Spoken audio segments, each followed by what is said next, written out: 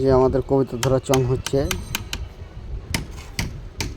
এই যে মিস্ত্রি। একটা চং বানালে কতটা মেহনত করতে হয় ভাই, দেখো।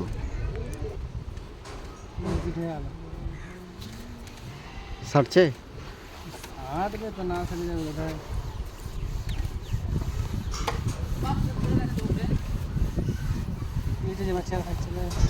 কোনটা?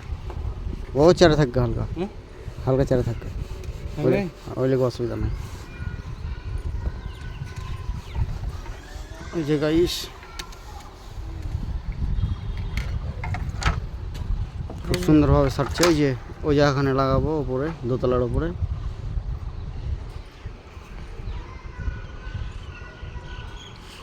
যে এই বাঁশে লাগাবো।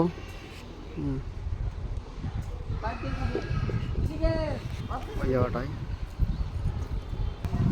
এই যে বাঁশ উঠাচ্ছে উপরে।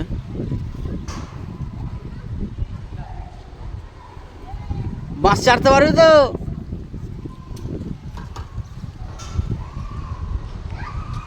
আর এর মধ্যে কয়টা পায়রা ছেড়ে রেখেছি। একটা পায়রা এখানে পড়ে গেছে পাশের বাড়িতে।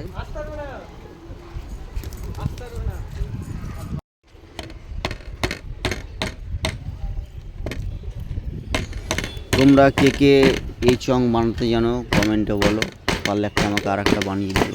হ্যাঁ, একটা দাও তো মামা।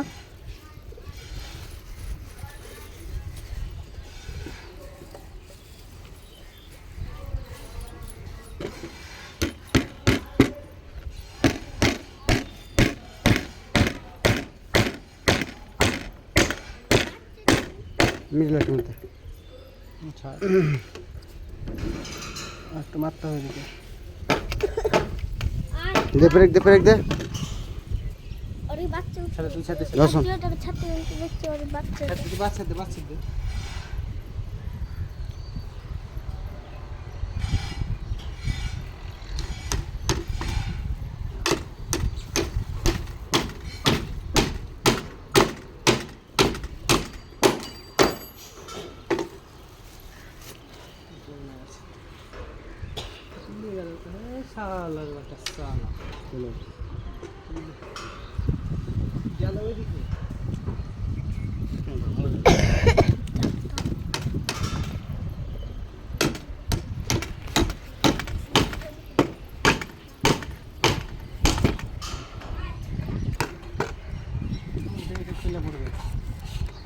পরে ঠিক করে দিয়েছে, আগে এটা করলে।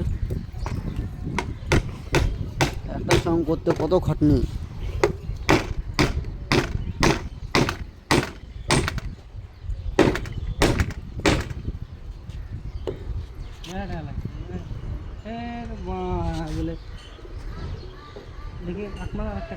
রং নিয়ে উপরে উঠলো। আকারে এই জায়গাটাতে বসা হবে। এই যে চং নিয়ে উঠছে, দেখা যাক কয়টা পায়রা ধরতে পারি।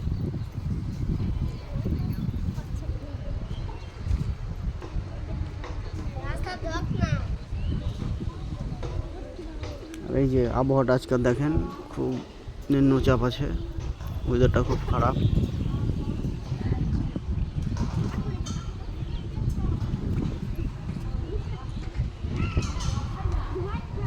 চং একটা হাইট করলাম না, ছোটোর মধ্যে করলাম।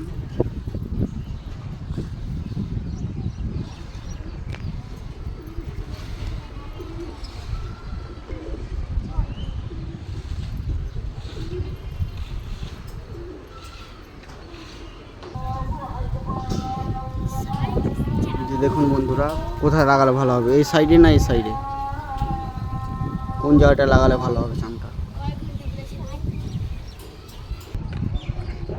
এই যে এবার দড়ি দিব। দড়িটা ই করিস নি, ধর এটা, ক্যামেরাটা ধর। ঠিক আছে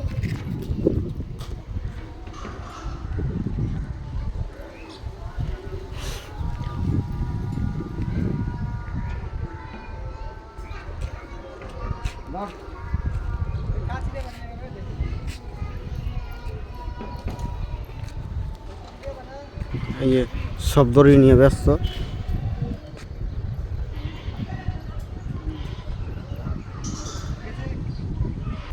আর এই যে পায়রাটাকে উড়ালছিলাম, এখন মোটামুটি 5 ঘন্টা প্লাস উড়ানো হলো।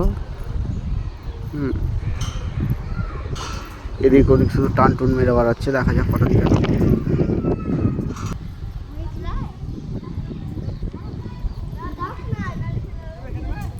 হ্যাঁ ওখানে ঠিক আছে। হ্যাঁ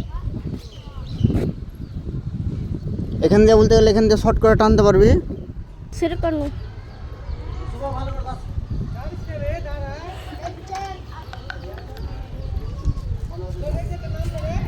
না